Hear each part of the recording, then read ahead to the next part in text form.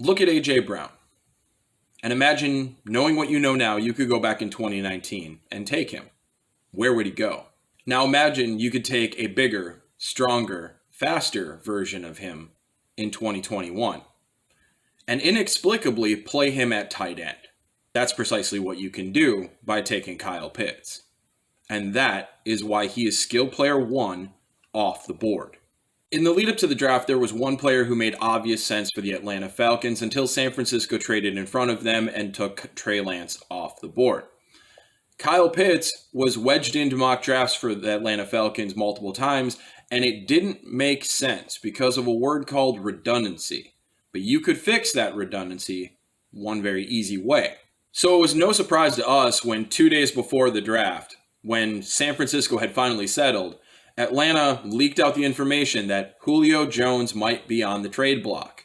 Well, no, he's absolutely on the trade block. In fact, Julio Jones is as good as gone if Atlanta takes Kyle Pitts. And that's precisely what they did. And some people might think, why don't you want Ridley Pitts and Julio?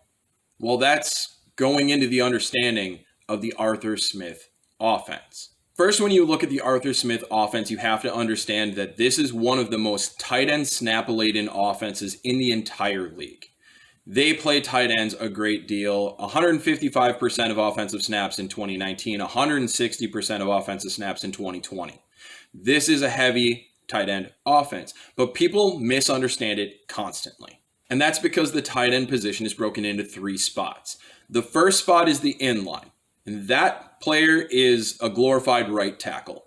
They block. They don't touch the ball. They don't get catches. In fact, last year, Jeff Swaim and Michael Pruitt played 600 snaps at that position, and they caught a ball every 43 snaps. And that's great for fantasy football because when you put a skill player on the field who doesn't touch the ball, the other skill players get more their way.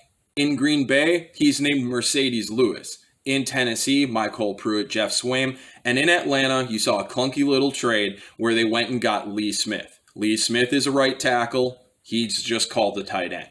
But then there's a move 1 tight end, and this is Jonnu Smith. And a lot of people thought last year Jonnu Smith would explode onto the stage. But the problem with this role is that it is about 800 snaps, which is good, but it's split between inline and move, which puts the Jonnu Smith role in a number of blocking situations. This is a role that always scores between 9 and 11 points. It took Tunyon 11 touchdowns to get up to 12. This is a role that is not going to put up prolific fantasy points. And you might be going, wait, that means that Pitts is pigeonholed. Just like everybody's saying, this is another high drafted tight end who will not produce on a high level like Ebron in Detroit and Vernon Davis in San Francisco. This is just going to be another wasted opportunity. No. This is going to be a job for Hayden Hurst. In fact, I expect Pitts to play 100 to 200 snaps of those 800 in the move 1 role. Hayden Hurst will still play it because there's a lot of blocking snaps. This will likely drop Hayden Hurst's fantasy impact to 8-9 points a week. Still viable, but not going to be very good. The 100 and 200 snaps that Pitts will steal from this role will likely be when it is the true move tight end. But that moves on to tight end number 3. And that's the F move tight end. F tight end, move tight end, H back, whatever you want to call it. There are 2 teams in this league that supercharge that position.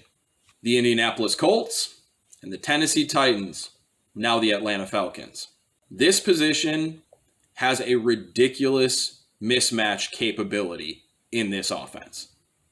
This is a position where you can move a player to get him clean, free, get clear outs on one side, move him underneath, get easy, open, constant targets. So much so that last year, Firkser in Tennessee only played 350 snaps. He was targeted 1 out of 7 snaps. He caught a ball 1 out of 9 snaps. Jonnu Smith, 1 out of 18. Michael and Swaim, 1 out of 43. The move tight end, 1 out of 9.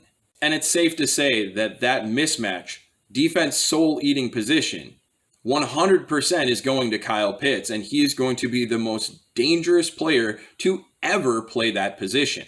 In 2019, Ebron played this position with the Colts. He only played 40% of snaps, and he was still scoring 8 points a week. So that puts Kyle Pitts 400 to 500 snaps.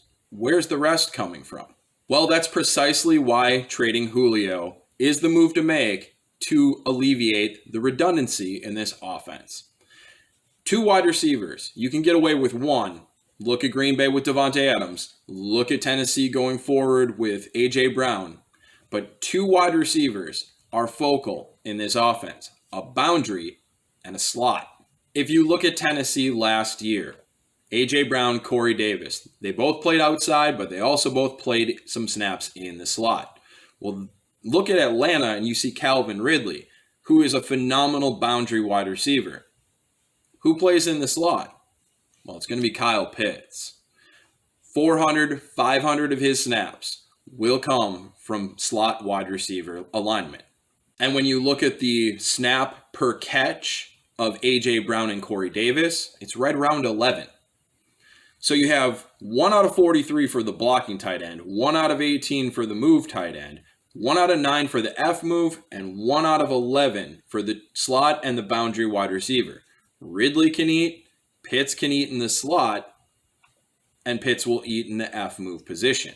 But once you get past those 5 positions, it's irrelevant. There's about 500 wide receiver snaps left. So where are you going to play Russell Gage? Well, you're going to play him in the slot when Pitts isn't there. The other wide receiver position is a boundary threat, a gadget guy. You have Zacchaeus and you have Darby to fill that role. Also Cordarrelle Patterson. This offense toolboxes around superstars. They make the superstar focal. And that's what Kyle Pitts and Ridley are walking into. Which is precisely why Julio doesn't make sense on this team anymore. If you want to use Pitts effectively and appropriately, there's no place for Julio. 500 slot snaps, some boundary work as a secondary option. Having all 3 would either waste Ridley or waste Julio. And that's something you just can't do. But think about this alignment for a second. And think about the unlucky number 13 that defenses will have to face when Lee Smith, Hayden Hurst, Kyle Pitts, and Calvin Ridley are on the field at the same time.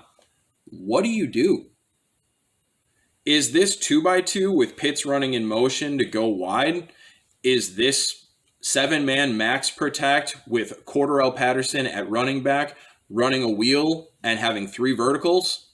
Do you play big and then get beaten coverage by Ridley and Pitts? Do you play small and watch Ridley, Lee Smith, and Hurst push your guys off the field as you run for 6-7 yards a clip? Not only is Pitts an incredibly talented player, but he becomes the chess piece in this offense. AJ Brown is the chess piece in Tennessee. Davante Adams is the chess piece in Green Bay. This is the weapon that you move around to open him up. But now you can do it with a tight end sized profile. That's terrifying. And if you put those numbers together, you should be expecting Kyle Pitts to play 900 snaps. And 1 to 200 of it is going to be in something that looks like a traditional tight end role.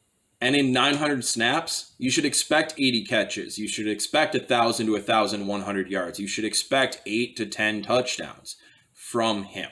So you can take a player who's going to get a role as focal as Davante Adams in Green Bay, AJ Brown in Tennessee, and you can call him a tight end. And you're taking anybody in front of that? I know super flex and quarterback dominant leagues, that makes sense. But any skill player should not go ahead of Kyle Pitts.